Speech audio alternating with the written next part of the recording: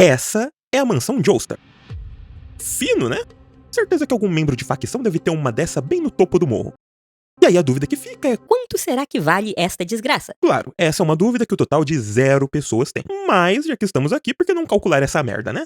Pode me chamar de desocupado, mas eu poderia estar matando, roubando, espalhando hipérboles e falácias pela internet, mas eu só estou calculando o patrimônio de milionários que não existem. Ok, a primeira coisa para calcular o valor de um imóvel é saber o tamanho. Mas a gente não tem porra de referência nenhuma pra isso. Não dá pra levar em conta o tamanho médio de portas e janelas, porque sabe, casa de rico tem umas dimensões meio... Olha a porta da casa do Rodrigo Faro. Mas nós somos melhores do que isso, então se não existe uma referência, criaremos uma. Esse velho safado mede... ele é um dos poucos personagens de Jojo que não tem a altura oficial divulgada. Mas, nessa cena aqui dá pra ver que ele é pouca coisa menor que o Jonathan. Mas como aqui ele tá velho e aqui ele tá... menos velho, e todo mundo sabe que depois de certa idade é comum perder a altura, eu vou considerar que é da mesma altura do Jonathan, que no caso é 1,95. Muito bem, no que isso nos ajuda? Em porcaria nenhuma, mas vamos falar de anatomia. Por mais que o camarada fique maromba, tem algumas proporções das quais não dá pra sair muito. Claro, se você for um ser humano normal. Mas eu vou considerar que o velho Joestar tenha proporções comuns, porque, como vemos aqui, de um ombro ao outro ele tem mais ou menos 2,5 cabeças de largura, enquanto o Jonathan tem 3,5. Então é provável que ele seja o último Joestar normal. Ai, mas a cabeça em anime é desproporcional. Eu sei. Mas isso é só uma referência pra saber se o velho é um gigante igual o Jonathan ou é só normal. Porque já que ele é normal, a gente pode fazer isso aqui. De 55 a 65. Vou considerar 60 porque... porque eu acho coerente e quem tá medindo sou eu. E me parece uma medida plausível, já que eu acabei de medir que meus ombros medem 52 centímetros de largura, tendo 1,72 m. Sim, eu só sirvo pra amigo. E eu não tenho nem perto da massa muscular dessa gente aí. Tá bom, o velho tem 60 centímetros de largura, e agora o que a gente faz com isso? Olha essa cena aqui. A gente consegue ver a sacada inteira e o velho inteiro também. Daí é só... então a sacada mede 13 unidades e meia de velho. 13,5 vezes 60 centímetros de ombro são 810 centímetros ou 8,10 metros. E a quesito de curiosidade, esse morcegão aqui tem 6 velhos de envergadura, 3,60 metros. E agora vamos pegar esta bela vista panorâmica da mansão. Que bangalhô! A sacada tá bem aqui, então tu já sabe o que vai rolar. Aí está, 7 sacadas. E eu sei que a imagem é de um ponto de vista mais próximo desse lado, então existe uma distorção de tamanho com o outro lado que tá mais longe, mas... a sacada de referência tá exatamente no meio, então eu posso considerar que a distorção que diminui o tamanho do meio pra lá é mais ou menos a mesma que diminui o tamanho do meio pra cá, equilibrando mais ou menos a conta. 7 vezes 8,10 são 56,70. Então essa fachada tem 56,7 metros, ou 7 sacadas, ou 15,75 morcegos, ou 94,5 unidades de velho. E eu confio nessa medida, porque nós podemos ver os morcegos aqui, e se a gente fizer o mesmo processo, vamos ter mais ou menos 16 morcegos, e isso bate com o nosso cálculo anterior de 15,75 morcegos. E agora vem o real problema. Como que eu vou medir o outro lado da casa sem ter um referencial de profundidade? Não tem nenhuma estrutura perfeitamente quadrada para que eu possa fazer uma equivalência de largura, também não me parece certo só deitar a janela para acompanhar o contorno, parece muito impreciso, mas tentando distorcer o espaço enquanto eu rodava as janelas eu tive uma ideia melhor. Olha esse padrão aqui, uma coluna, uma parede como janela, outra coluna, seguindo uma simetria. Esse mesmo padrão, só que sem as janelas, se repete na lateral inteira. E podemos ver que essas janelas são mais ou menos da largura dessas, que são mais ou menos da largura dessas outras. E a sacada tem mais ou menos 3 janelas de tamanho, mais uma coluna aqui e mais outra aqui. Ou seja, a cada 4 colunas seria mais ou menos o tamanho de uma sacada. Agora só precisamos contar quantas vezes esse padrão se repete aqui na lateral. O que pela qualidade da imagem pode ser um desafio, então vamos tentar usar a tecnologia a nosso favor.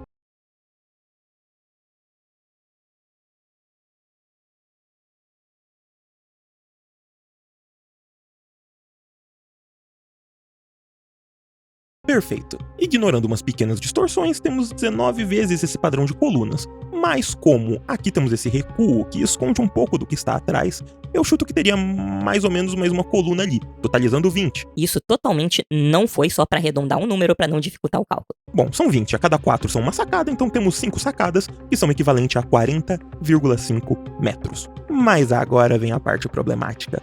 qual que é a altura dessa jossa. Repara que na parte anterior eu já tinha dito que aquele era o real problema, mas agora nessa parte eu disse que essa é a parte problemática. Mas isso nem é um erro de roteiro, tá? Isso aí são coisas totalmente diferentes. Qualquer idiota sabe a diferença. Como você pode ver nessa imagem, o velho não tá lá numa proporção muito boa para eu empilhar um em cima do outro e medir de forma confiável. Bom, normalmente uma forma eficiente de calcular a altura sem referência visual é através da gravidade.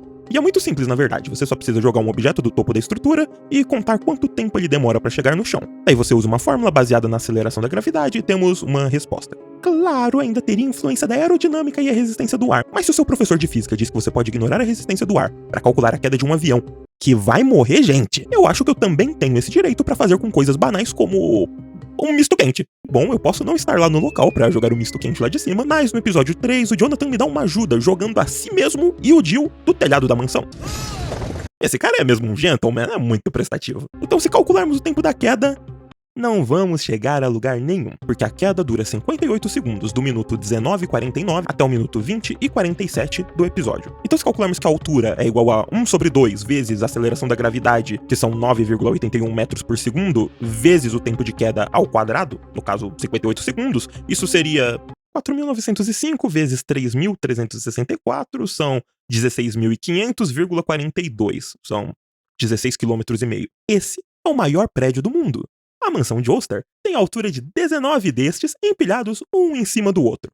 Deu pra ver que tá errado, né? Mas o problema não foi o cálculo, e sim que o tempo nos animes passa na velocidade que o roteirista quiser. Vide os 5 minutos de Namekusei, que foram 3 horas de anime.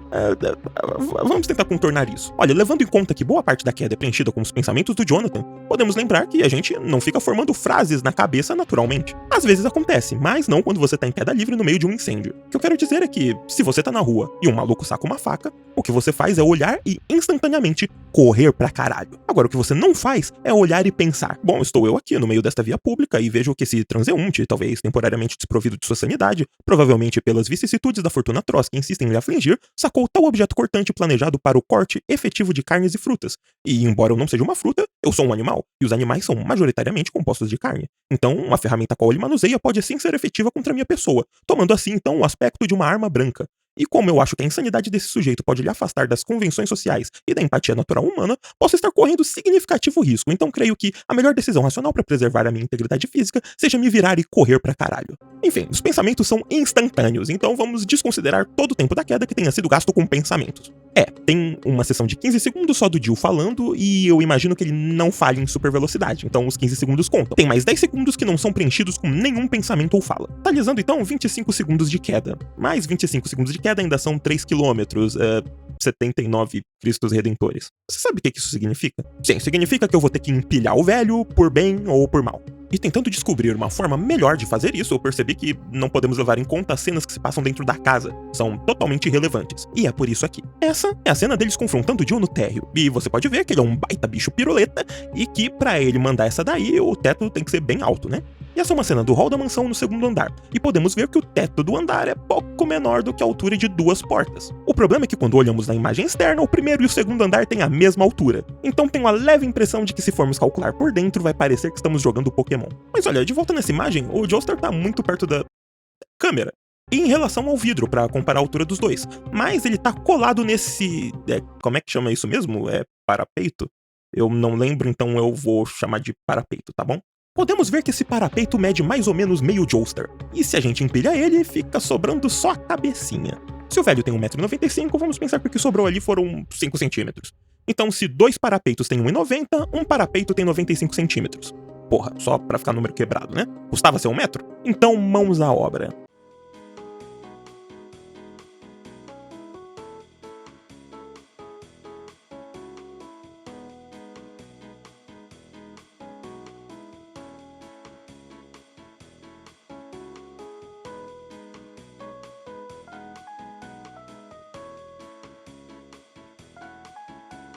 Ufa, aqui estamos. Agora pra contar essa porra. 26 parapeitos vezes 0,95 são 24,70 metros de altura. Vamos considerar térreo mais 2 andares, e isso aqui pode ser um sótão.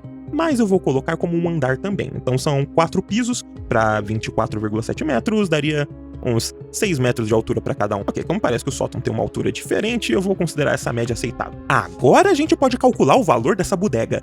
Só que não, porque para saber o valor é muito importante que saibamos o tamanho do terreno também.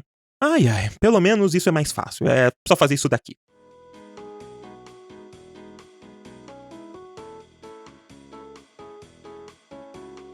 Bom, sobra um tantinho ali pra fora, mas ele é exatamente do tamanho desse pedaço, então eu posso só medir que isso aqui representa 17,5% do tamanho da fachada e calcular 56,7 metros de fachada menos 17,5%, que são 46,77. Então esse é o tamanho do resto do terreno para aquele lado. E como ninguém é imbecil, eu vou supor que a casa foi construída exatamente no meio do terreno e tem o mesmo tamanho sobrando pro lado de cá também. Então a dimensão total é 56,7 mais 2 vezes 46,77, que dá 150,24. E os centímetros nesse ponto já são irrelevantes, então 150 metros. Agora a profundidade de novo. Com toda a licença poética, relevando sobre as distorções, vamos considerar que é tudo simétrico, então seria, assim como a fachada, o tamanho total da lateral mais 2 vezes o tamanho da lateral, decrescido de 17,5%.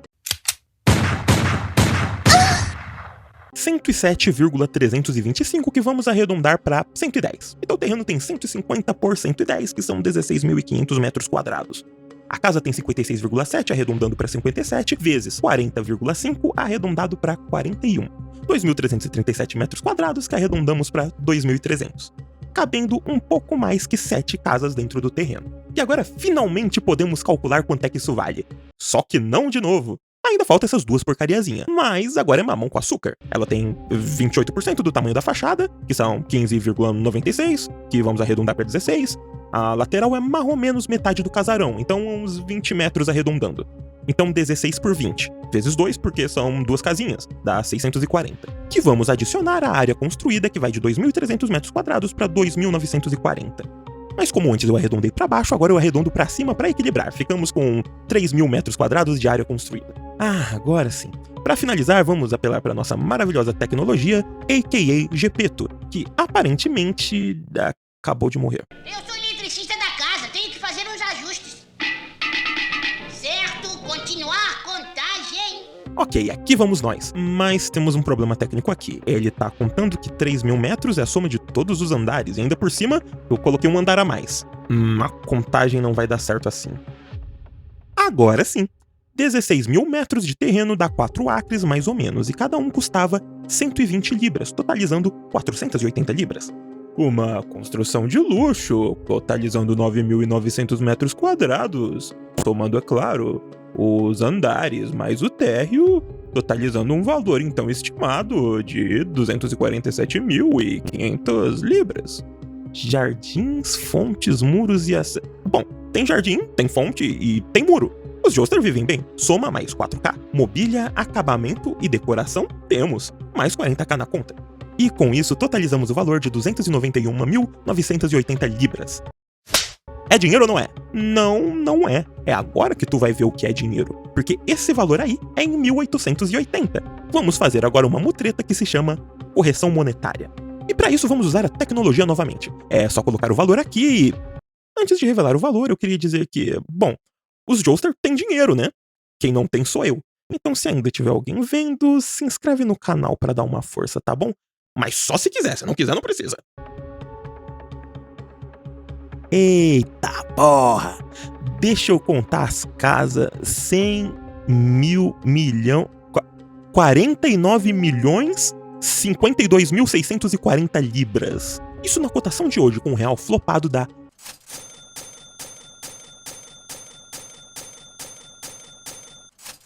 R$365.087.835,02. Daí você pensa... É impossível existir uma casa neste valor. Eu também achava, mas, sabe... Esse valor é mais ou menos equivalente a 66 milhões de dólares, e pesquisando as casas mais caras do mundo hoje, esse valor não compra nem a última colocada. Na verdade, é quase metade do valor dela. Na verdade, a casa mais cara do mundo hoje custa quase 5 vezes esse valor. Bando de burguês safado! É claro, tem a questão de, na época, uma casa assim ser considerada enorme até pra aristocracia. E também os imóveis devem ter desvalorizado em vários momentos ao longo dos anos. Mas isso aí vai ficar só de especulação, porque isso tudo aqui é quase o limite do que a gente consegue calcular. Isso, quase o limite. porque eu não vou terminar esse vídeo sem antes... E agora... Cara, eu sempre quis fazer isso. Momento Jornal Nacional. Com o valor da mansão Joestar, um cidadão brasileiro poderia comprar 7.211 carros populares, 112.808 PlayStations 5, 18.446 RTX 5090, 66.743.242 litros de coquinha gelada, 26 jatos particulares seminovos, 5.244.111 pizzas de 4 queijos, 367.087 paniquetes. Fonte Marcos Castro. Bancar o almoço do Corbucci por uma semana inteira. Pagar metade da fiança do Léo Lins caso ele perca todos os processos. Fazer o Jovem Nerd te mandar salves todos os dias até o ano 7076. E essa moça recatada, super conhecida na internet brasileira por ser muito pura, já revelou o valor do programa dela. Então pode pôr na conta que também dá pra marretar ela por 24.472 horas seguidas. E para juntar esse valor ganhando um salário mínimo do Brasil, você só precisa trabalhar por 20.151 anos. Mas, sem trabalhar um único dia e sem gastar um único centavo, você consegue se inscrever no canal, porque é totalmente de grátis. E se um dia eu tiver uma grana para comprar uma mansão dessas, eu convido vocês.